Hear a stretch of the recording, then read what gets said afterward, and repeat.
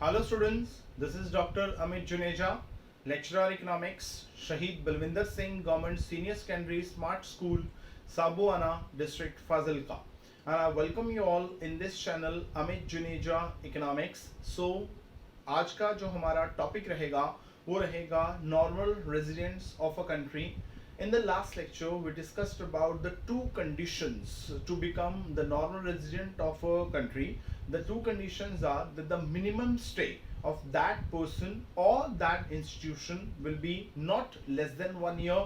It should be at least 1 year. Number two, the economic interest of that person or that institution lies in that particular country. Only then that person or that institution will be considered as the normal resident of that country, and only then the factor income of that normal resident will be included in the national income of India, otherwise not.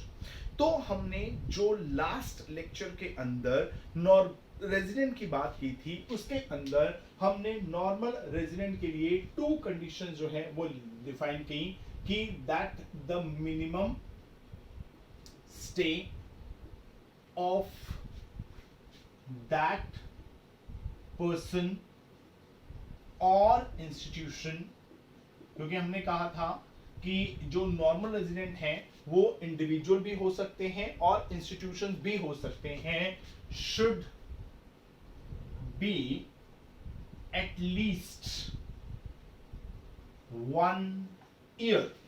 तो 1 year हमने क्यों कहा? इसलिए कहा क्योंकि national income को जब भी मेजर किया जाता है उसको हमेशा जो है वो 1 साल के लिए मेजर किया जाता है. तो जिस साल की नेशनल इनकम मेजर की जा रही है उस साल के दौरान उस पर्सन को उस कंट्री के अंदर रहना पड़ेगा. नंबर टू, मैंने यही बात की थी कि हो सकता है कि 1 साल के लिए एक पर्सन उस कंट्री का नॉर्मल रेजिडेंट ना हो तो अगले साल वो हो सकता है, क्योंकि हो सकता है कि 1 साल, मान लीजिए मैंने एग्जांपल दिया था अपने लास्ट लेक्चर के अंदर कि 2018-19 के अंदर हो सकता है मैं इंडिया में ना रहा हूं तो मैं इंडिया का नॉर्मल रेजिडेंट नहीं होऊंगा, तो मेरी जो इनकम है, जो भी फैक्टर इनकम है, वो इंडिया की नेशनल इनकम में काउंट नहीं होगी. पर 1920 में मैं वापस इंडिया आ गया, पूरा 1 साल में इंडिया में रहा, तो उस साल की जो मेरी फैक्टर इनकम होगी that will be a part of national income of India. So मैंने यही बात क्लियर की थी कि जो normal resident of a country है ये कोई एक फिक्स टैग नहीं है कि एक पर्सन अगर एक बार किसी कंट्री का नॉर्मल रेजिडेंट बन गया तो हमेशा के लिए वो उसका नॉर्मल रेजिडेंट होगा. इट्स पॉसिबल कि वो 1 साल के लिए उसका नॉर्मल रेजिडेंट है तो अगले साल के लिए वो ना हो. तो जिस साल के लिए वो उस कंट्री का नॉर्मल रेजिडेंट होगा उस साल की उसकी जो फैक्टर इनकम है वो नेशनल इनकम में काउंट हो जाएगी, और जिस साल के लिए वो उस कंट्री का नॉर्मल रेजिडेंट नहीं है उस साल की उसकी फैक्टर इनकम को उस कंट्री की नेशनल इनकम में काउंट नहीं किया जाएगा. ओके. नंबर टू, हमने बात की थी कि जो भी उसके इकोनॉमिक इंटरेस्ट हो, economic interest of that person और institution lies in that country on a large scale. ठीक है, आप इसको लार्ज स्केल भी लिख सकते हैं और आप उसको लार्ज लेवल भी लिख सकते हैं. तो ये दो कंडीशन पूरी करने वाले जो हैं वो क्या होंगे, उस कंट्री के नॉर्मल रेजिडेंट जो है वो हो जाएंगे. ओके. आज हम बात करेंगे कि अब हमने किसको नॉर्मल रेजिडेंट में इंक्लूड करना है और किसको नहीं करना है. तो पहला जो नॉर्मल रेजिडेंट होगा उसके अंदर ये ध्यान रखना है कि जो भी नॉर्मल रेजिडेंट्स हैं, normal residents can be individuals और नहीं लिखते, एंड लिखते हैं, बेटर रहेगा, एंड इंस्टीट्यूशंस. ठीक है, कि जो नॉर्मल रेजिडेंट है उसके अंदर इंडिविजुअल्स भी आएंगे और इंस्टीट्यूशंस भी आएंगे. मतलब जब हमने नेशनल इनकम मेजर करनी है तो नेशनल इनकम के अंदर हम सिर्फ और सिर्फ जो है वो इंडिविजुअल्स की इनकम को ऐड नहीं करेंगे. उसके अंदर हम उन सारे इंस्टीट्यूशंस की इनकम को भी ऐड करेंगे जो हमारे नॉर्मल रेजिडेंट बनने की दोनों कंडीशन को फुलफिल करते होंगे। जैसे हमने लास्ट लेक्चर में कहा था कि अगर कोई बैंक है, कोई हॉस्पिटल है, कोई इंश्योरेंस कंपनी है, कोई स्कूल है, अगर वो ये दो कंडीशन पूरी कर जाते हैं तो वो बैंक, हॉस्पिटल और इंश्योरेंस कंपनी और द स्कूल वो भी हमारे नॉर्मल रेजिडेंट काउंट होंगे और उनकी इनकम को भी हम हमारी नेशनल इनकम के अंदर जो है वो काउंट करके चलेंगे। तो ध्यान किस बात का रखना है, ये जब भी नेशनल इनकम मेजर करनी है उसके अंदर सिर्फ इंडिविजुअल्स की इनकम को नहीं लेना, उसके अंदर उन सारे इंस्टीट्यूशंस की इनकम को भी लेना है जो हमारा नॉर्मल रेजिडेंट बनने की कंडीशन जो है वो पूरा करते हैं। This is first case. Second, it is not necessary to be citizen of a country, to be a citizen of a country in order to become normal resident of that country। तो ये condition भी हम अपने last lecture में discuss कर चुके हैं कि अगर कोई पर्सन किसी भी कंट्री का नॉर्मल रेजिडेंट है तो उसके लिए जरूरी नहीं कि वो उस कंट्री का सिटीजन भी हो, क्योंकि सिटीजन का कॉन्सेप्ट अलग है और नॉर्मल रेजिडेंट का कॉन्सेप्ट अलग है। मैंने कहा था कि एक पर्सन जो है वो एक कंट्री का सिटीजन हो सकता है, पर हो सकता है कि वो उसका नॉर्मल रेजिडेंट ना हो, और हो सकता है कि एक पर्सन एक कंट्री का सिटीजन ना हो पर हो सकता है उसका नॉर्मल रेजिडेंट हो जाए। नंबर 3, ये भी हो सकता है कि एक पर्सन एक कंट्री का सिटीजन भी है और उसका नॉर्मल रेजिडेंट भी है। कैसे?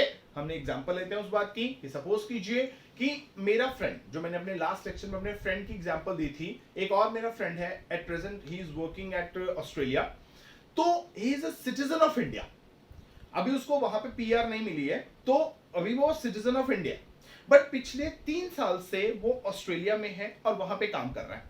तो अब क्या हुआ कि उसका जो मिनिमम स्टे था वो कहां पे रहा? ऑस्ट्रेलिया में। वो वहां पे रह के अपनी इनकम अर्न कर रहा है और उसके इकोनॉमिक इंटरेस्ट भी ऑस्ट्रेलिया में है। इसका मतलब जब ऑस्ट्रेलिया अपनी नेशनल इनकम को कैलकुलेट करेगा तो ऑस्ट्रेलिया कहेगा, मेरे दोस्त का नाम है प्रिंस, तो उसको बोलेगा प्रिंस, तो आपका जो मिनिमम स्टे है वो ऑस्ट्रेलिया के अंदर 1 ईयर का है, आप यहाँ पे इनकम अर्न भी कर रहे हैं, यहाँ पे इनकम आप स्पेंड भी कर रहे हैं, तो आप ऑस्ट्रेलिया के नॉर्मल रेजिडेंट बनने की दोनों कंडीशन पूरी कर रहे हैं, then you are the normal resident of Australia. आप ऑस्ट्रेलिया के नॉर्मल रेजिडेंट हैं और ऑस्ट्रेलिया आपकी जो फैक्टर इनकम है उसको अपनी नेशनल इनकम में लेने वाला है। अब वो सिटीजन तो इंडिया का है पर नॉर्मल रेजिडेंट किसका हो गया? ऑस्ट्रेलिया का। उल्टा पकड़ो, अब उसमें क्या हुआ कि एक डॉक्टर ऑस्ट्रेलिया का इंडिया में आ गया। अब जैसे मेरा फ्रेंड ऑस्ट्रेलिया में काम कर रहा है, वैसे ही ऑस्ट्रेलिया का एक डॉक्टर इंडिया में काम कर रहा है। और अगर इंडिया में काम कर रहा है तो पहले तो ये देखेंगे कि क्या वो पिछले 1 साल से ज्यादा के लिए काम कर रहा है, तो देखा कि हाँ, वो पिछले पूरा साल उसने इंडिया में काम किया, काम करके इनकम अर्न की, यहाँ पे पैसे खर्च किए, तो हम कहेंगे कि वो डॉक्टर जो है वो इंडिया का नॉर्मल रेजिडेंट बनने की दोनों कंडीशन पूरी कर रहा है। वो इंडिया में पिछले 1 साल से रह रहा है। नंबर 2, उसके इकोनॉमिक इंटरेस्ट इंडिया में है, तो इंडिया कहेगा कि वो जो डॉक्टर है वो इंडिया का नॉर्मल रेजिडेंट है। हालांकि वो जो सिटीजन है वो कहाँ का है? वो ऑस्ट्रेलिया का है। मैंने पहले कहा था हमने ये बिल्कुल नहीं देखना कि वो सिटीजन कौन सी कंट्री का है, क्योंकि नेशनल इनकम के अंदर जो भी फैक्टर इनकम इंक्लूड होती है वो सिर्फ और सिर्फ जो है वो नॉर्मल रेजिडेंट की इंक्लूड होती है, वो सिटीजन की इंक्लूड नहीं होती। तो सिटीजन होना नॉर्मल रेजिडेंट होने के लिए कोई प्री कंडीशन नहीं है, पर हो भी सकता है। जैसे मैं अपनी बात करूं, मैं इंडिया में 1 साल से रह रहा हूं, नंबर 2 मेरे इकोनॉमिक इंटरेस्ट इंडिया में है, so I am the normal resident of India, साथ के साथ मैं इंडिया का सिटीजन भी हूं, तो मैं सिटीजन भी हूं, मैं नॉर्मल रेजिडेंट भी हूं, दोनों हूं, पर जब मेरी इनकम काउंट होगी factor income in the national income of India, तो इस बेसिस पे नहीं होगी that I am the citizen of India, बल्कि इस बेसिस पे होगी that I am a normal resident of India. तो जो नॉर्मल रेजिडेंट है उसके लिए किसी भी कंट्री का सिटीजन होना जरूरी नहीं है। नंबर 3, जो भी इंटरनेशनल ऑर्गेनाइजेशंस हैं, देखिए बहुत सारी इंटरनेशनल ऑर्गेनाइजेशंस हैं।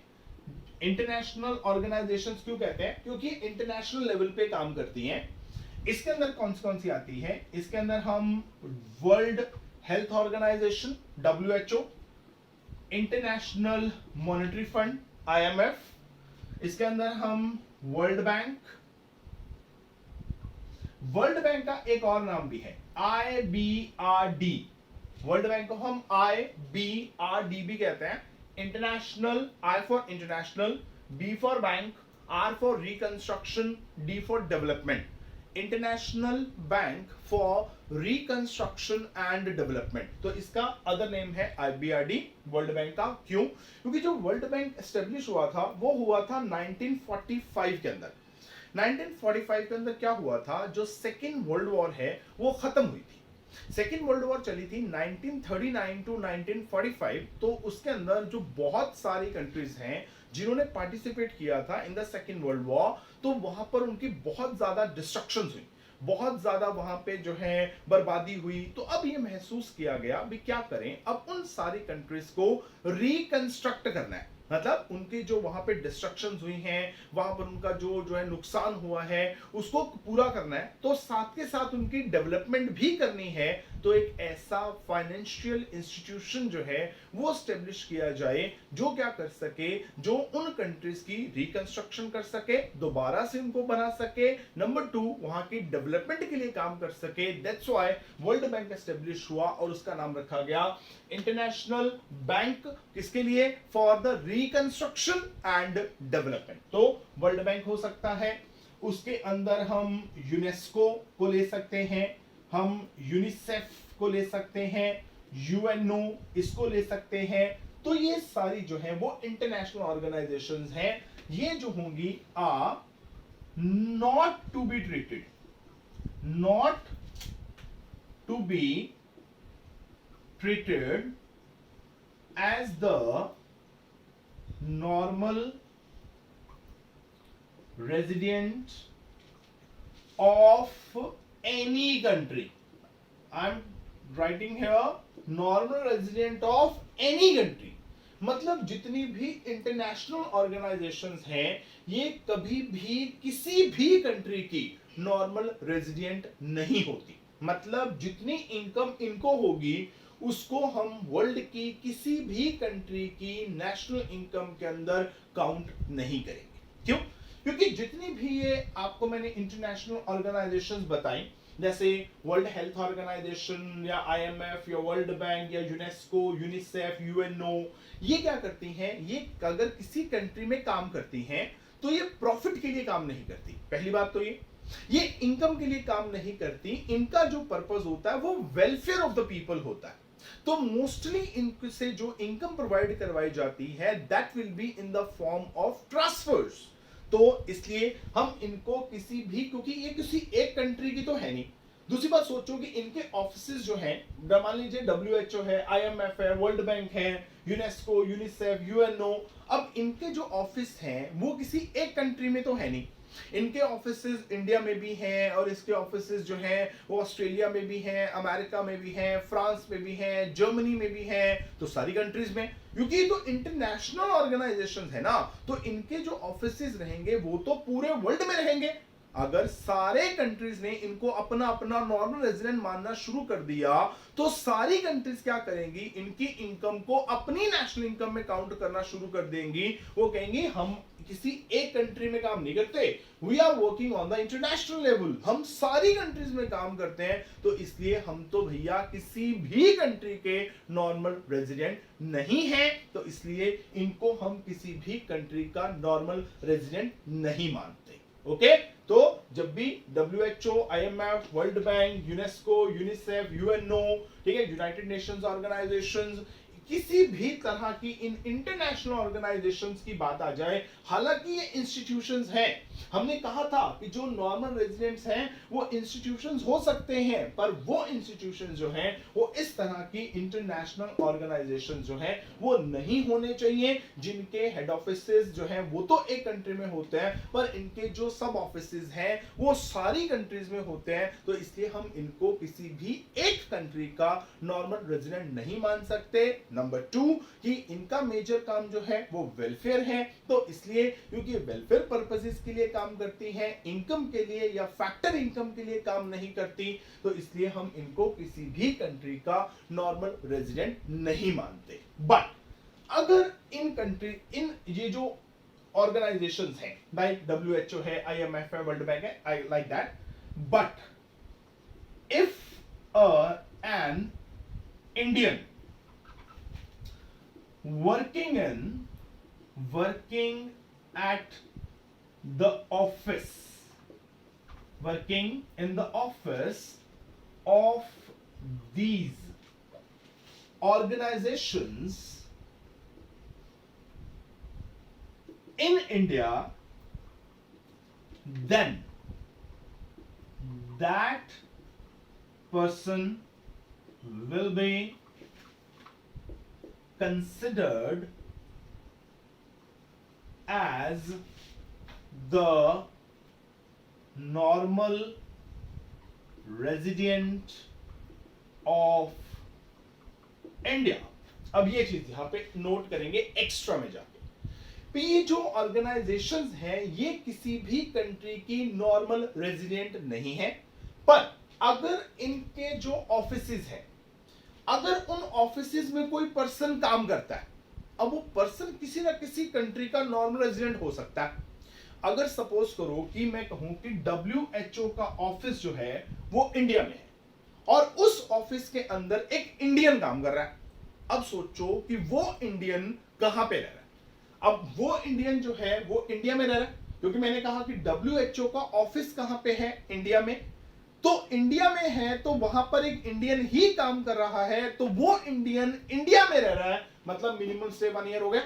नंबर 2, वो अगर पर्सन WHO के ऑफिस में काम कर रहा है तो किस पर्पस के लिए कर रहा है, इनकम कमाने के लिए, इनकम करने के लिए, एक्सपेंडिचर करने के लिए। अब वो अगर इनकम अर्न करेगा तो वो इंडिया में रह के करेगा, अगर एक्सपेंडिचर करेगा तो इंडिया में करेगा, तो उसके जो इकोनॉमिक इंटरेस्ट होंगे वो इंडिया में होंगे, तो वो जो अपने आप के अंदर WHO है इंस्टीट्यूशन, वो हमारा नॉर्मल रेजिडेंट नहीं होगा। पर अगर उस इंस्टीट्यूशन के इंडिया में ऑफिस में एक इंडियन काम कर रहा है तो वो इंडियन जो है वो हमारा नॉर्मल रेजिडेंट होगा।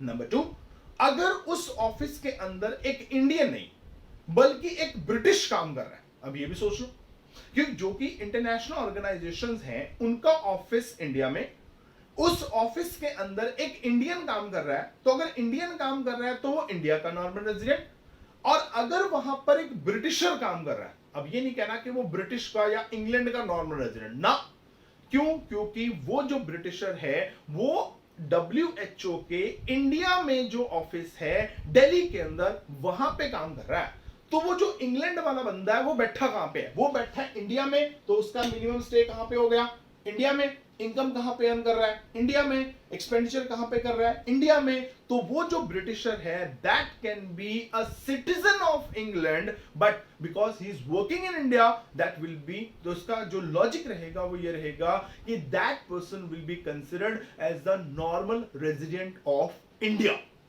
ठीक हो गया। तो जो भी इंस्टीट्यूशंस हैं वो अपने आप के अंदर जो हैं वो नॉर्मल रेजिडेंट नहीं होंगे। कौन से इंस्टीट्यूशन? जो इंटरनेशनल ऑर्गेनाइजेशंस है। हाँ, अगर कोई बैंक होता किसी फॉरेन कंट्री का, किसी फॉरेन कंट्री का स्कूल होता, किसी फॉरेन कंट्री का हॉस्पिटल होता, इंश्योरेंस कंपनी होती, वो हमारी नॉर्मल रेजिडेंट हो सकती थी, पर क्योंकि ये इंटरनेशनल ऑर्गेनाइजेशंस हैं, पहली बात ये वेलफेयर के लिए काम करती हैं, नंबर 2 इनके ऑफिस किसी एक कंट्री में नहीं है, सबके अंदर है, तो इसको किसी एक कंट्री का नॉर्मल रेजिडेंट नहीं कह सकते। तो वो जो इंस्टीट्यूशंस हैं वो अपने आप के अंदर नॉर्मल रेजिडेंट नहीं होंगे, पर अगर उन इंस्टीट्यूशंस के अंदर जो इंडिया में उनका ऑफिस है, इंडिया के अंदर ऑफिस, वहां पर एक इंडियन काम कर रहा है, तो वो इंडियन इंडिया का नॉर्मल रेजिडेंट होगा। पर अगर वहां पर एक अमेरिकन काम कर रहा है, still that American will be considered as a normal resident of India. क्यों? क्योंकि WHO का ऑफिस कहां पे है? इंडिया में है। अमेरिकन कहां पे काम कर रहा है? इंडिया में काम कर रहा है, पिछले 1 साल से काम कर रहा है, तो मिनिमम स्टे 1 ईयर हो गया, उसके इकोनॉमिक इंटरेस्ट इंडिया के अंदर है, then that American will be considered as a normal resident of India. He can be a citizen of America, but normal resident किसका रहेगा? इंडिया का रहेगा। क्लियर हो गया? तो यहां पे इस चीज को नंबर 4 इसके अंदर हम इंक्लूड करते हैं लैंड ऑनर्स को। Land honours in other country, ठीक है, ये भी आएंगे। अब ये land owner in other country का क्या फंडा है, इसको समझते हैं। देखिए, बहुत सारे लोग ऐसे हैं जो किसी एक कंट्री के अंदर रिजाइड करते हैं, एक कंट्री के अंदर रहते हैं, पर उनकी जो लैंड है वो किसी दूसरी कंट्री में है। अब ये कॉन्सेप्ट थोड़ा जो है वो कंफ्यूज करेगा, पर अगर जो ये लेक्चर फाजिलका वाले बच्चे देख रहे हैं उनको ये कंफ्यूज नहीं करेगा। ठीक है? क्यों नहीं करेगा? क्योंकि फाजिलका वालों के लिए नॉर्मल सी चीज है। जो बाकी मेरा लेक्चर देख रहे हैं, मैं उनको ये चीज क्लियर करता हूं, क्योंकि जो फाजिलका है, जिस शहर में मैं रहता हूं, वहां से जो इंटरनेशनल बॉर्डर है, ठीक है, वो सिर्फ और सिर्फ 14 किलोमीटर है। यानी फाजिलका टू पाकिस्तान अगर आपने जाना है तो सिर्फ 14 किलोमीटर है। तो आप 14 किलोमीटर जाइए इंटरनेशनल बॉर्डर में, तो आपको पाकिस्तान नजर आएगा सामने। तो क्या हुआ, जब पार्टीशन हुआ 1947 के अंदर, तो वहां पे क्या हुआ कि बहुत सारे लोग जो फाजिलका में रह रहे हैं, उनकी जो लैंड है वो रह गई पाकिस्तान में। अब उनके पास उस लैंड की रजिस्ट्री है, उनके पास पूरे पेपर्स हैं कि वो लैंड उनकी है। तो पाकिस्तानी गवर्नमेंट जो है वो भी उनको रिकॉग्नाइज करती है और मानती है कि वो जो लैंड है वो फाजिलका के लोगों की है। अब क्या है कि वो जो फाजिलका के फार्मर हैं वो क्या करते हैं, अब वो रहते तो फाजिलका में, पर उनकी जो लैंड है, वो जो भी उनकी फार्मिंग लैंड है जहां पे वो एग्रीकल्चर करते हैं, वो पाकिस्तान में है। तो ऐसे लोगों के क्या किया हुआ है, जो बॉर्डर सिक्योरिटी फोर्स है BSF, उन्होंने क्या किया हुआ है, उनके पास बनाया हुआ है। ठीक है? तो वो क्या करते हैं, सुबह सुबह जब भी उनका क्रॉपिंग सीजन होता है, तो क्या करते हैं, बॉर्डर पे गए, वहां पे जाके जो भी BSF वाले हैं वो उनकी एंट्री करते हैं, उनके नाम की भी इतने बजे ये जा रहे हैं। वो इंटरनेशनल बॉर्डर क्रॉस करते हैं, पाकिस्तान में जाते हैं, फ्रॉम फाजिलका जो कि इंडिया में है, Fazilka to India to Pakistan जाते हैं, वहां पे जाके अपनी एग्रीकल्चर करते हैं, करके शाम से पहले पहले वो वापस आ जाते हैं, और फिर उनके नाम की एंट्री हो जाती है कि इतने बजे ये पाकिस्तान में गए थे और इतने बजे ये वापस आए। और उनका ये डेली रूटीन है, रोज का काम है, वो रोज पाकिस्तान में जाते हैं, रोज पाकिस्तान से वापस आते हैं। अब सोचो कि अब क्या हो क्या रहा है। अब अगर आप ये कहें कि फर्स्ट कंडीशन जो है वो तो ये है कि वो इंडिया के अंदर 1 साल से ज्यादा टाइम के लिए रह रहे हैं, अब रह तो वो इंडिया में रहे, पर आप ये नहीं कह सकते कि उसके जो इकोनॉमिक इंटरेस्ट हैं वो पाकिस्तान में है, क्योंकि उनकी जो लैंड है वो पाकिस्तान में है। ऐसा नहीं है, क्योंकि सोचो, अब वो चाहता थोड़ी है कि उसकी लैंड पाकिस्तान में है, वो उसकी इच्छा से नहीं है, उसकी विल से नहीं है, वो तो बाय चांस सर्कमस्टांसेस ऐसे बने कि उसकी लैंड जो है वो पाकिस्तान में चली गई, that he has to go to Pakistan to cultivate the land or to cropping session जो भी उसका होता है करने के लिए उसको जाना पड़ता है वहां पे।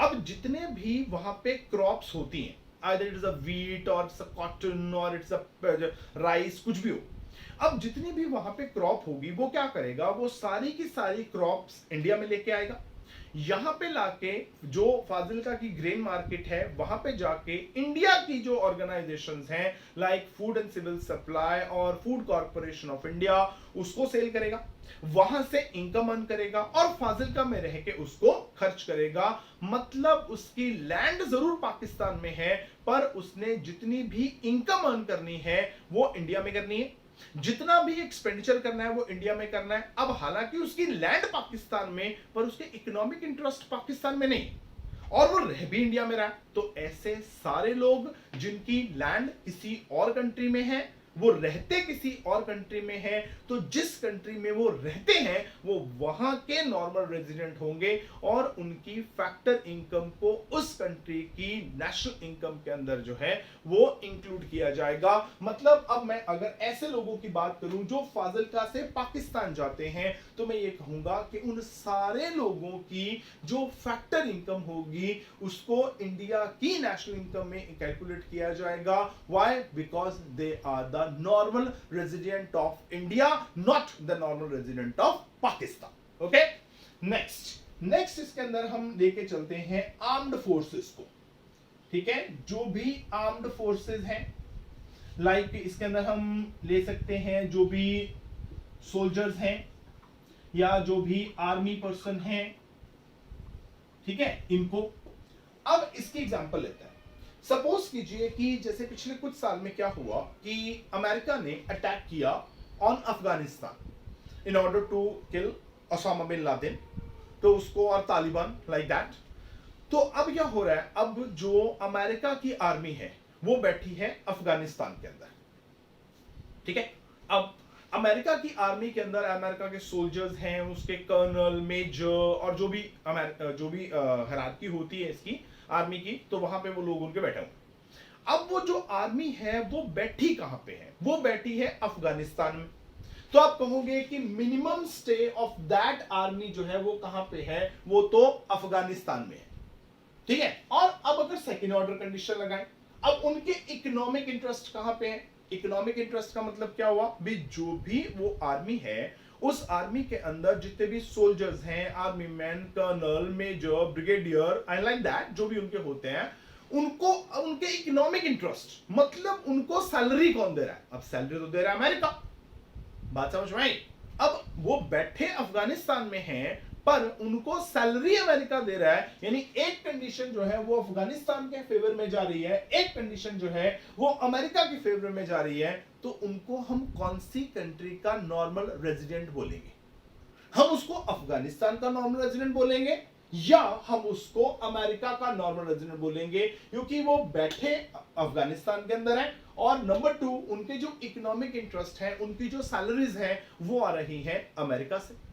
In this case, the person or the soldier or the army people will be considered as the normal resident of America, जहां पे उनके इकोनॉमिक इंटरेस्ट हैं। अगर वो अफगानिस्तान में बैठे हैं तो अपनी मर्जी से नहीं बैठे, वो जहां पे वो बैठे हैं, जो उन्होंने वहां पे अपने जो आर्मी कैंप बनाए हुए हैं, वो सारे आर्मी कैंप जो हैं, they are with the discretionary power of the American army. वो उसकी हेल्प से बैठे हैं, वो अमेरिका के ही नॉर्मल सिटीजन होंगे, वो अफगानिस्तान के नॉर्मल सिटीजन नहीं होंगे। अमेरिका उनकी इनकम को, अपनी जो भी उनको फैक्टर इनकम होगी, उसको अपनी नेशनल इनकम में काउंट करेगा, ये बोल के कि जो हमारे आर्मी पीपल अफगानिस्तान में बैठे हैं, they are sitting there on our behalf, हमारे बिहाफ पे बैठे हैं, तो वो अफगानिस्तान के साथ उनका कोई लेना देना नहीं है। They are appointed there in Afghanistan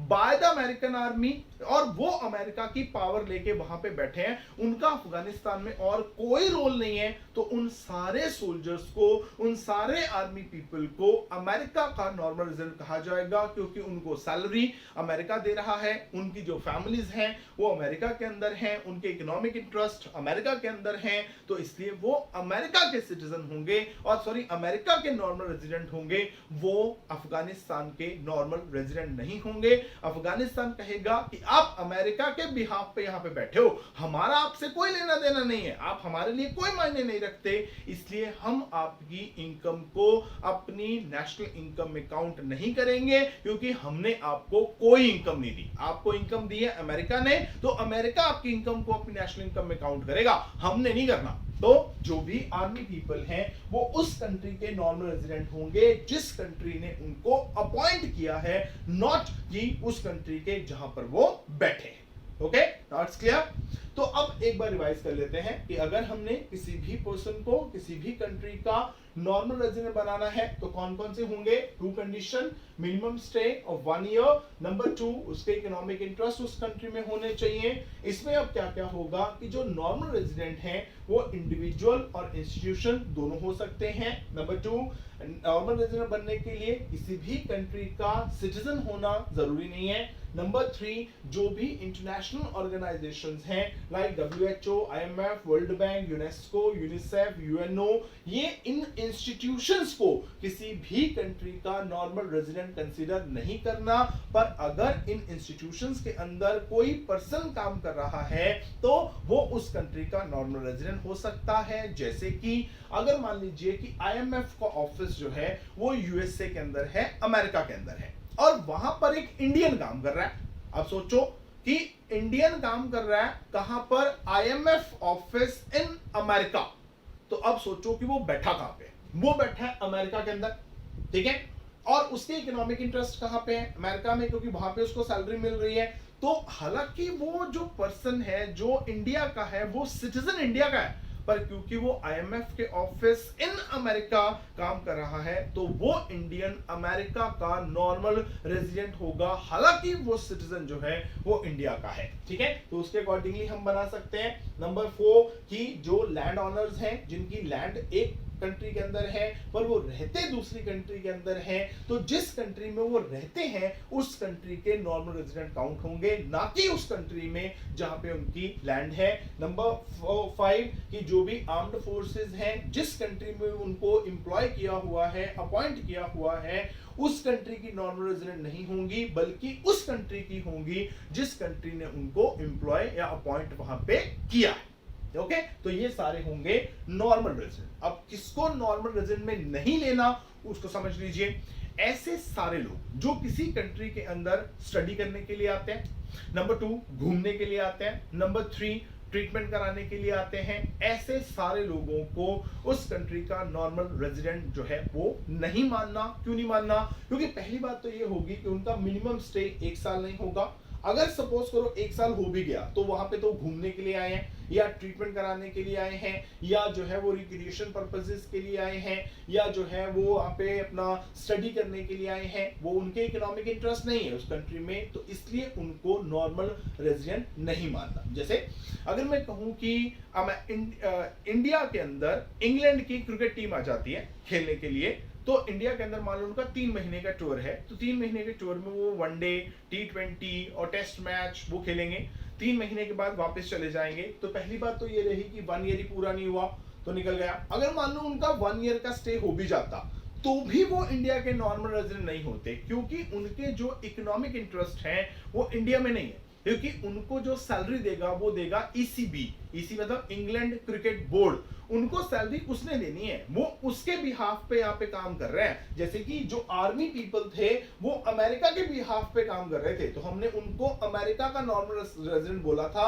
वैसे ही इंग्लैंड की क्रिकेट टीम के अंदर जो भी मेंबर होंगे वो इंग्लैंड के नॉर्मल रेजिडेंट होंगे, वो इंडिया के नॉर्मल रेजिडेंट नहीं होंगे, उनको नहीं लेना। एक मान लीजिए कोई जो है शिप आता है, वहां पे हमारे जो इंडिया के प्रोड्यूसर्स हैं या एंटरप्रेन्योर्स हैं कोई मशीनरी मंगवाते हैं, तो उस शिप के साथ कुछ लोग आ जाते हैं जो उस मशीनरी को इंस्टॉल करेंगे। ओके, तो इंस्टॉल करके वापस चले जाते हैं अपनी कंट्री में। कुछ इंजीनियर आ सकते हैं, कुछ टेक्नीशियन आ सकते हैं, तो वो मशीनरी इंप्लांट करके वापस चले जाएंगे, तो उनको भी हम इंडिया का नॉर्मल रेजिडेंट नहीं मानेंगे। क्यों? क्योंकि अगर वो मशीनरी इंडिया में इंस्टॉल करने के लिए आए हैं, उनके इकोनॉमिक इंटरेस्ट इंडिया में नहीं है बल्कि उस कंट्री में है जिसने उनको भेजा है। यहाँ पे भी मैं अपनी मशीनरी इंडिया में भेज रहा हूँ, आप वहां पे जाके इंस्टॉल करके वापस आ जाना, तो आपको उसकी सैलरी मिल जाएगी। तो उसको सैलरी इंडिया वाला नहीं देगा, उसको सैलरी देगा जिस कंट्री ने उसको भेजा है, तो इसलिए वो नॉर्मल रेजिडेंट उस कंट्री का होगा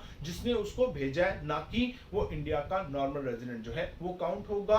तो जब भी हम नेशनल इनकम की बात करेंगे हम हमेशा नॉर्मल रेजिडेंट की इनकम को लेके चलेंगे, हम कभी भी उसमें सिटीजन की इनकम को नहीं लेके चलेंगे। तो अब हमारे 3 कॉन्सेप्ट जो हैं नेशनल इनकम का क्लियर कि नेशनल इनकम क्या है। पहली बात, उसमें सिर्फ और सिर्फ जो है वो फैक्टर इनकम लेनी है, नंबर 2 फैक्टर इनकम लेनी है तो किसकी लेनी है, नॉर्मल रेजिडेंट की, और जो भी इनकम लेनी है वो एक अकाउंटिंग ईयर के अंदर अंदर लेनी है, 2 अकाउंटिंग ईयर या 3 अकाउंटिंग ईयर या हाफ अकाउंटिंग ईयर की नहीं लेनी, एक पूरा का पूरा accounting year which starts from the 1st of April of every year to the 31st of March of the next year. तो ये 3 कॉन्सेप्ट मिला के हमारी नेशनल इनकम जो है वो बन जाती है। So this is our topic for today. तो मिलते हैं हमारे नेक्स्ट टॉपिक के अंदर जिसके हम बात करेंगे importance of national income accounting. मतलब जब भी हम नेशनल इनकम के अकाउंट्स मेंटेन करते हैं, क्योंकि नेशनल इनकम को मेजर करना है तो उसके लिए उसके अकाउंट तो मेंटेन करने पड़ेंगे, तो उस अकाउंट मेंटेन करने की इंपॉर्टेंस क्या है, that will be our next lecture. So we will meet again. Thank you very much.